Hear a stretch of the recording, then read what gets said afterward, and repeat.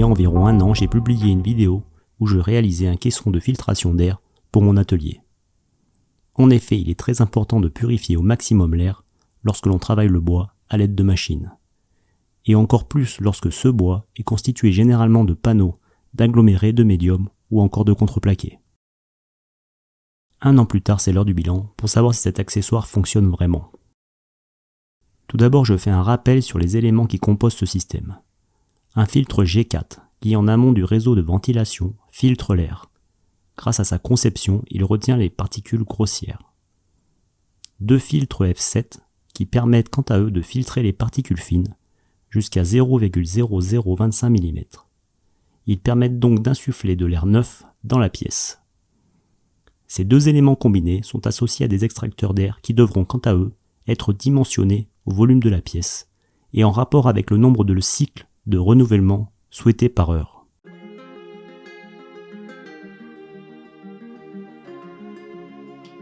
Le bruit lorsque le système est en service n'avait pas été évoqué lors de la première vidéo. Celui-ci est plutôt raisonnable, d'autant plus que l'on porte un casque lors de l'utilisation de nombreux outils. Honnêtement, je ne suis pas gêné par le bruit. Un défaut que j'ai constaté rapidement, c'est l'emplacement de l'interrupteur de mise en route, que j'aurais dû placer plus proche de la zone de travail, ou mettre un système de déclenchement à distance. C'est une modification que je vais certainement réaliser bientôt. Ensuite, je démonte le caisson grâce à l'accès facile sur le côté. Je pourrais changer ou nettoyer les filtres rapidement sans devoir le décrocher. Mais pour les besoins de la vidéo, j'ai préféré descendre l'ensemble.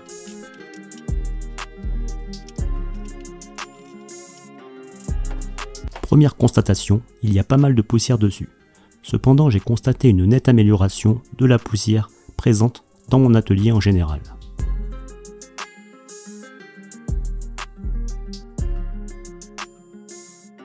Le filtre G4 est très encrassé.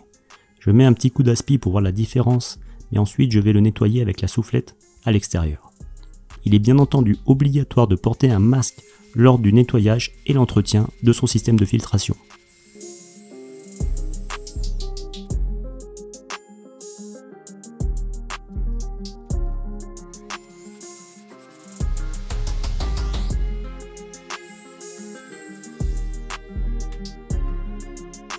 Les filtres F7 sont également bien encrassés, mais la différence d'état entre les deux nous indique quand même le bon fonctionnement de l'enchaînement des filtrations, même si cette analyse n'est malheureusement que visuelle.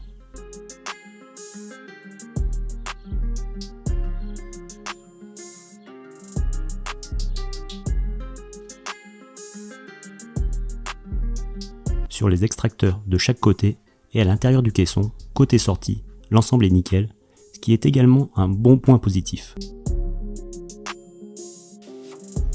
Je remonte l'ensemble après nettoyage du filtre G4 et je vais commander un jeu de filtre F7 pour les changer. Je pense que l'on peut économiser sur ceci en ne changeant que le premier et en mettant le second à sa place, et en mettant le neuf en deuxième position.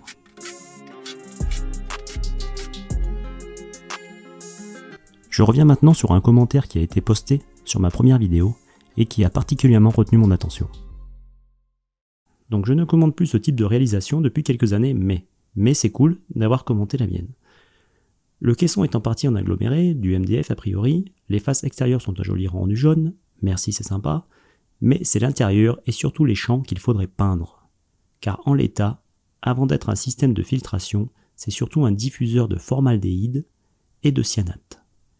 Je prononce certainement très mal ces éléments, je ne les connais pas, j'ai regardé un peu sur Google, c'est pas cool. Ce sont pas des éléments sympas. Donc, apparemment, la composition du caisson ferait en sorte que l'on diffuse dans la pièce des éléments nocifs. C'est assez important, je trouve. Deuxièmement, des youtubeurs anglo-saxons montrent le nettoyage après quelques mois, voire années. À l'aspect, il est facile de conclure qu'il y a longtemps que leur système ne filtre plus rien, le plus souvent par défaut d'étanchéité et de maîtrise de l'humidité. Sans doute le pire danger, croire que l'on est en sécurité. Alors là, moi je mettrai un bémol sur mon caisson parce que je n'ai pas de problème d'humidité. Ça fait pas longtemps que je l'ai installé, ça fait 1 an. Là on a fait le bilan, il a l'air de plutôt fonctionner pas trop mal. et les éléments à l'intérieur nous montrent qu'il fonctionne plutôt bien. Troisièmement, pour un usage bricolage, l'utilisation d'une VMC domestique d'entrée de gamme de GSB, éventuellement double flux. Alors là, petit bémol, parce que si c'est du double flux, c'est pas trop de l'entrée de gamme, c'est assez cher, et autrement plus efficace, économique, fiable et facile d'installation. Les F7 vont d'ailleurs sur des VMC.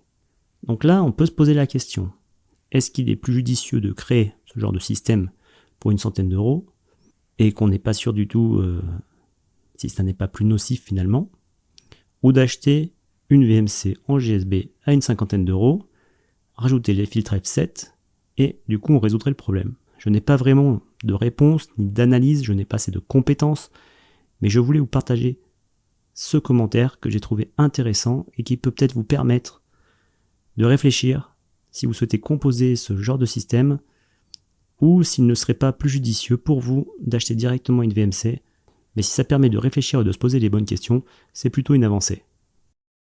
Pour conclure au niveau du bilan, je trouve qu'il est plutôt positif malgré tout.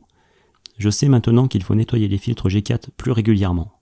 En plus, ils sont relativement faciles à nettoyer. Je pense que dans mon cas, selon mon utilisation, il faut changer les filtres F7 une fois par an. Avec le principe que j'ai expliqué que je pouvais peut-être gagner un filtre à chaque fois. Très important aussi, il faut que je rapproche le système de mise en route. Car s'il est trop loin et pas facile d'accès, on a tendance à le mettre moins souvent. Donc je vais continuer avec ce système de filtration qui est adapté à ma fréquence d'utilisation. Pour une utilisation intensive ou professionnelle, cela n'est bien sûr pas du tout adapté. Et pour une utilisation vraiment faible, peut-être qu'une VMC classique ferait l'affaire, comme disait le commentaire précédent. Voilà le bilan que je pouvais faire au bout d'un an de mon système de filtration d'air. J'espère que ça vous a un petit peu aiguillé. Bonne continuation dans vos projets, pensez à travailler en sécurité, et à bientôt dans une prochaine vidéo.